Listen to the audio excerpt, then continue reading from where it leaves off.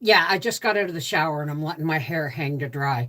I'm sorry for the false alarm, but our power went out like 7 times in 10 minutes to the point where we plugged our TV and stuff into the one power station, and my internet was plugged already into a power station, but we had nothing else. But we watched one program and Howie said, "Nope, you still got time." So here we are. I just have to pull it up on my computer. And so yes, we're on for Freaky Friday as well. Here we go. Oh, but there's snow or something coming, my hands are telling me.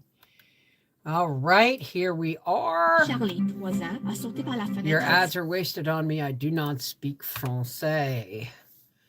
Okay, let's pop out. Okay, there's the top chat. Let's do live chat. Hey, Aaron, how's it going?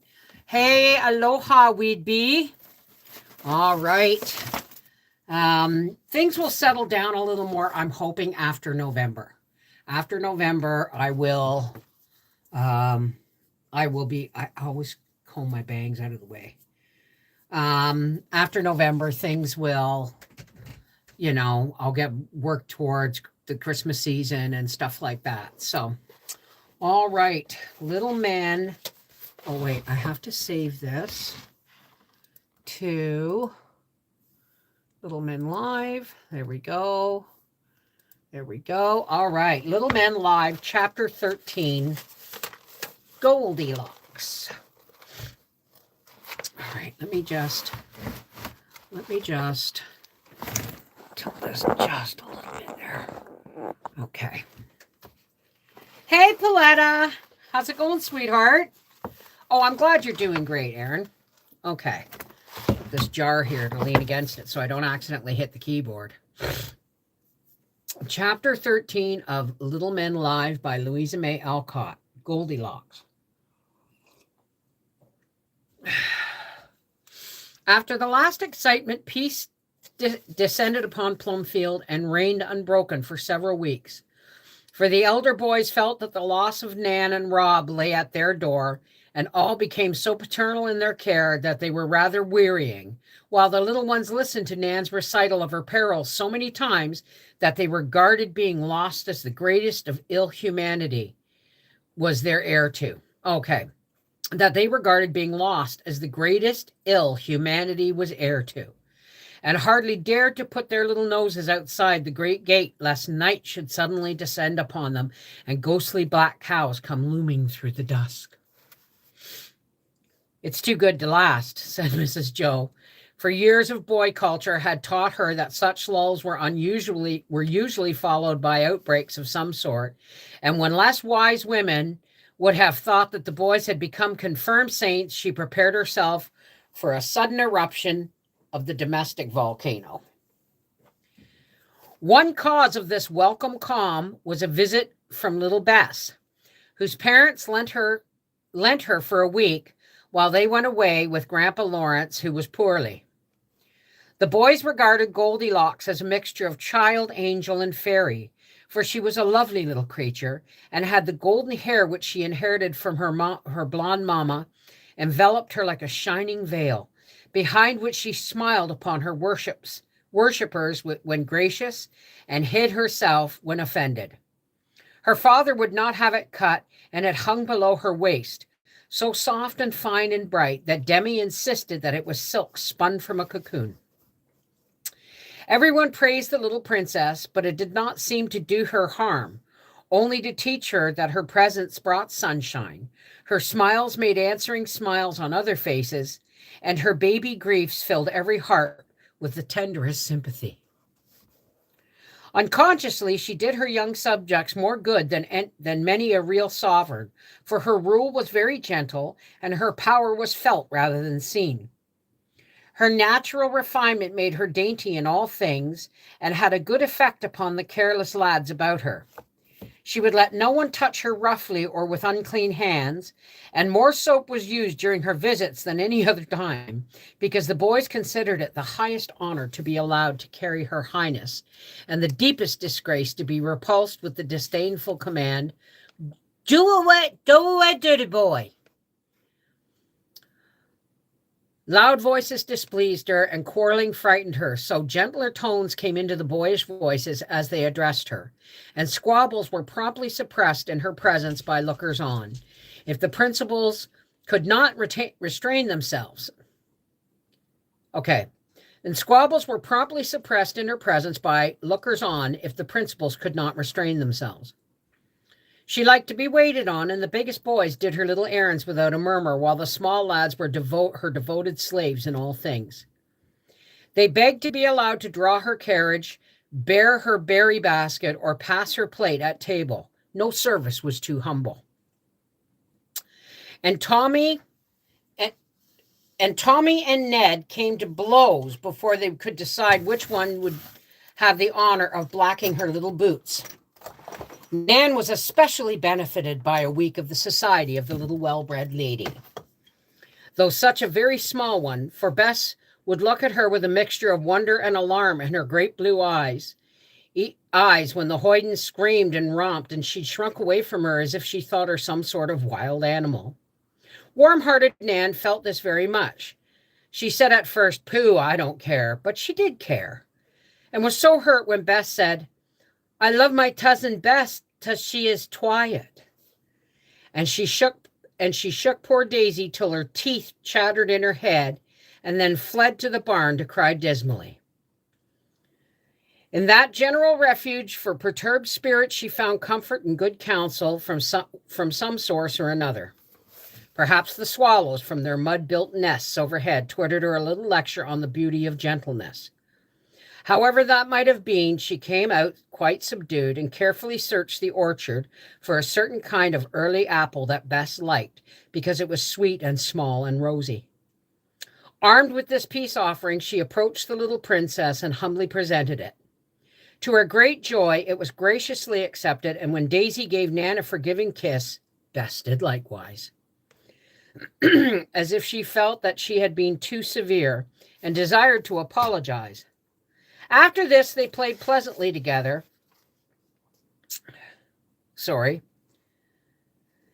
And Nan enjoyed the royal favor for a few days. To be sure, she felt a little like a wild bird in a pretty cage at first, and occasionally had to slip out to stretch her wings in a long flight, or to sing at the top of her voice where neither would disturb the plump little turtle dove Daisy, nor the dainty golden canary Bess. But it did her good, for seeing how everyone loved the little princess for her small graces and virtues, she began to imitate her, because Nan wanted much love and tried hard to win it. Not a boy in the house but felt the pretty child's influence and was improved by it without exactly knowing how or why, for babies can work miracles in the hearts that love them. Poor Billy found infinite satisfaction in staring at her, and though she did not like it, she permitted without a frown. After she had been made to understand that he was not quite like the others, and on that account must be more kindly treated, Dick and Dolly overwhelmed her with willow whistles, the only thing they knew how to make, and she accepted but never used them. Rob served her like a little lover, and Teddy followed her like a pet dog. Jack she did not like because he was afflicted with warts and had a harsh voice. Stuffy displeased her because he did not eat tidily, and George tried hard not to gobble, that he might not discuss the dainty little lady opposite. Ned was banished from court in utter disgrace when he was discovered tormenting some unhappy field mice. Howard? Oh, okay, just checking. I heard a plate, so I was wondering how big the mice had got. I love you, sweetheart. Have a good luck hunting tomorrow, eh? Goldilocks could never forget the sad spectacle and retired behind her veil when he approached, waving him away with an imperious little hand, crying in a tone of mingled grief and anger, "No, I can't love him. He took the poor mouse's little tails off and they creaked." I'm sorry, I'm just reading it as it's written. Daisy promptly abdicated when Bess came and took the humble post of chief cook, while Nan was first maid of honor. Emil was Chancellor of the Exchequer and spent the public monies lavishly in getting up spectacles that cost whole ninepences. Franz was the prime minister and directed her affairs of state, planned royal progresses through the kingdom, and kept foreign powers in order. Demi was her philosopher and fared much better than such gentlemen usually do among crowned heads. Dan was her standing army and defended her territories gallantly. Tommy was the court fool, and Nat a tuneful Rizzio to his innocent little Mary. Uncle Fritz and Aunt Jo enjoyed this peaceful episode and looked on the pretty play in which the young folks unconsciously imitated their elders without adding the tragedy that is so apt to spoil the dramas acted on a larger stage. "They teach us quite as much as we teach them," said Mr. Bear. "Bless the dears. They never guess how many hints they give us as to the best way of managing them," said Mrs. Jo. "I think you were right about the good effect of having girls among the boys. Nan has stirred up Daisy, and Bess is teaching the little bears how to behave better than we can. If this reformation goes on as it has begun, I shall soon feel Dr. Blimmer with his model. I shall soon feel like Dr. Blimmer with his model young gentleman," said Professor, laughing, as he saw Tommy not only remove his own hat, but knock off Ned's also, as they entered the hall where the princesses were taking a ride on the rocking horse, attended by Rob and Teddy astride of chairs and playing gallant knights to the best of their ability. "You will never be a Blimmer, Fritz. You couldn't do it if you tried, and our boys will never submit to forcing the process of that famous hot bed. No fear that they will be too elegant. American boys like liberty too well, but good manners they cannot fail to have if we give them the kindly spirit that shines through the simplest demeanor, making it courteous and cordial like yours, my dear old boy." "Tut, tut, we will not compliment, for if I begin you will run away, and I have a wish to enjoy this happy half hour to the end." Yet Mr. Bear looked pleased with the compliment, for it was true, and Mrs. Jo felt that she had received the best her husband could give her by saying that he found his truest rest and happiness in her society.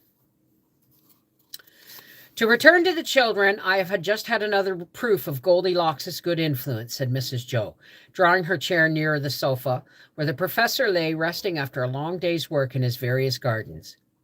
"Nan hates sewing, but for love of Bess has been toiling half the afternoon over a remarkable bag in which to present a dozen of our love apples to her idol when she goes.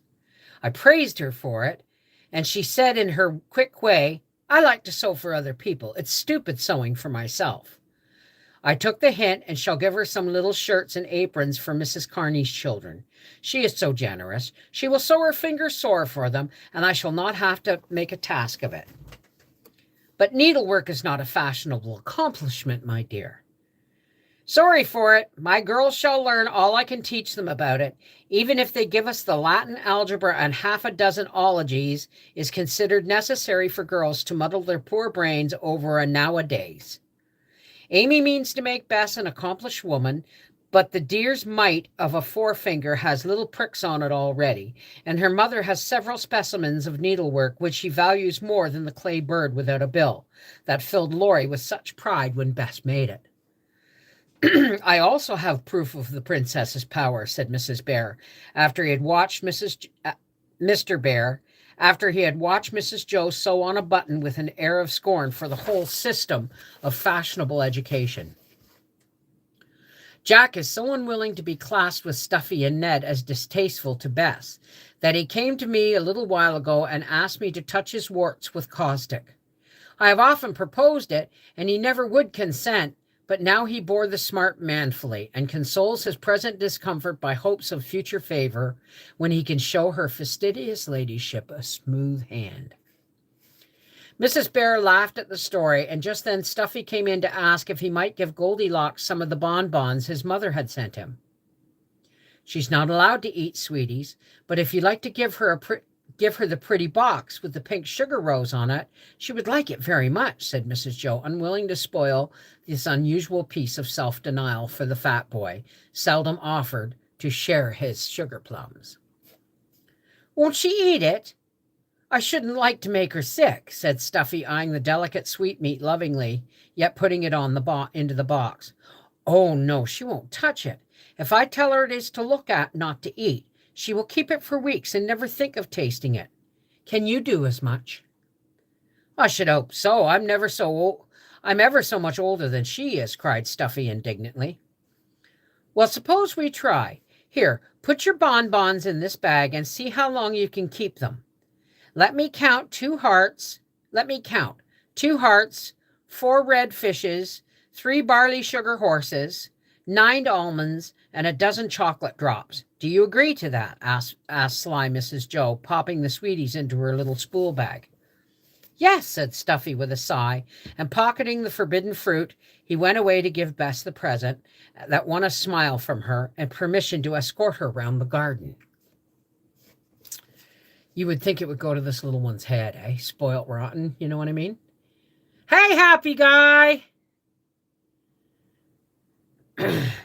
Poor Stuffy's heart has really got the better of his stomach at last, and his efforts will be much encouraged by the rewards Bess gives him, said Mrs. Joe. Happy is the man who can put temptation in his pocket and learn self-denial from so sweet a little teacher, added Mr. Bear as the children passed the window, Stuffy's fat face full of placid satisfaction, and Goldilocks surveying her sugar rose with polite interest, though she would have preferred a real flower with a pitty smell. When her father came to take her home, a universal wail rose, and the parting gifts showered upon her increased her luggage to such an extent that Mr. Lorry proposed having out the big wagon to take into town. Everyone had given her something, and it was found difficult to pack white mice, cake, parcels of shells, apples, a rabbit kicking violently in a bag, a large cabbage for his refreshment, a bottle of minnows, and a mammoth bouquet. The farewell scene was moving, for the princess sat upon the hall table surrounded by her subjects. She kissed her cousins and held out her hand to the other boys, who shook it gently with various soft speeches, for they were taught not to be ashamed of showing their emotions. Come again soon, little dear, whispered Dan, fastening his best green and gold beetle in her hat. Don't forget me, princess, whatever you do, said engaging Tommy, taking a last stroke of the pretty hair.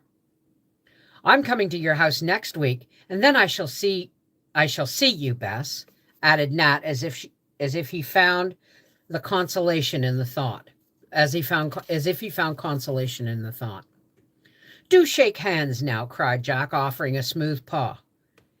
Here are 2 nice new ones to remember us by, said Dick and Dolly, presenting fresh whistles, quite unconscious that 7 old ones had been privately deposited in the kitchen stove.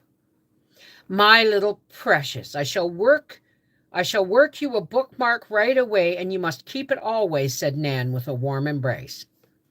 But of all the farewells, poor Billy's was the most pathetic, for he thought that she was really going became so unbearable that he cast himself down before her, hugging her little blue boots and blubbering despairingly, "Don't go away, oh, don't!"